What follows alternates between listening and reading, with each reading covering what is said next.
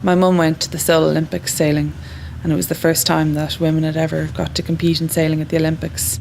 So from when I was a pretty young kid, I was pretty proud of the fact that my mum had gone to the Olympics. I never thought I'd get that opportunity as well. It's a brilliant sport. You're outside, you're on the water, and it's incredibly social. You meet so many people, especially when you're learning. My childhood was spent going around Dunleary Harbour, making my boat into a pirate ship and throwing jellyfish at people. At the moment, what I love about it is I get to travel around the world and meet all these amazing people and go to so many different places, which sort of, as your average 23-year-old, you probably don't get to do. All of my friends are pretty jealous of my lifestyle. I'm very lucky to have a full team around me of people that are there to motivate me and support me, from my coach to my gym trainer to my psychologist. They're all there to help me out, which is one of the reasons why I think I've been able to become one of the best in the world today. In 2008, I went to the Senior World Championships and I finished 84th, I think. But I was there and I was watching all these girls sort of qualifying for the Olympics. And I remember thinking, I was like, this is something that I really want to do. But I don't know if I'll ever be able to be good enough. I decided I wanted to really sort of throw myself into it and get into training, and I spent that whole summer training, and then in first year university I was able to do a lot more sailing, and from there it was just trying to improve everything in my sailing.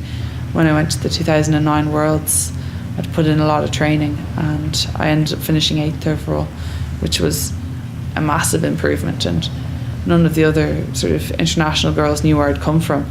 They couldn't really understand how this sort of random Irish girl was beating them. That sort of improvement kind of gave me the sort of drive to want to sail full time and really give the sort of London 2012 Olympics a go at qualifying. I suppose I went into the Olympics knowing that on my best day I could be better than everyone else, but I also knew that you have your best days, but other people also have their best days. Day one, or the practice race day, I was winning the practice race by about a minute. I wasn't expecting to go out on the second day and be able to win both races again. My main sort of 4 competitors suddenly realised that if Annalise wins another 2 races, we're not going to be able to beat her. So they weren't letting me get away in the races. If they're ahead of you, they'll tack on you, which will give you bad wind and slow you down. I really started noticing this on day 3. People were tacking on me, and I was thinking, that's really mean. Why are they doing that? They're my friends. Oh, hang on, they're not my friends this week. they're my competitors. I can look back and go, if only I'd finished 5th instead of 10th in that race. And I am able to look at places where I sort of got extra points that I maybe shouldn't have, but I did actually have a really good week, and I did finish 4th, but I still sailed to close to my best, and that's all I could really ask of myself.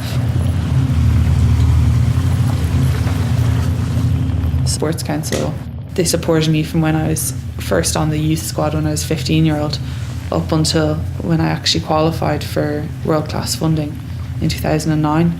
If there hadn't been that world-class funding in 2009, I wouldn't have been able to go full-time. I'm pretty much 100% sure I wouldn't be where I am today.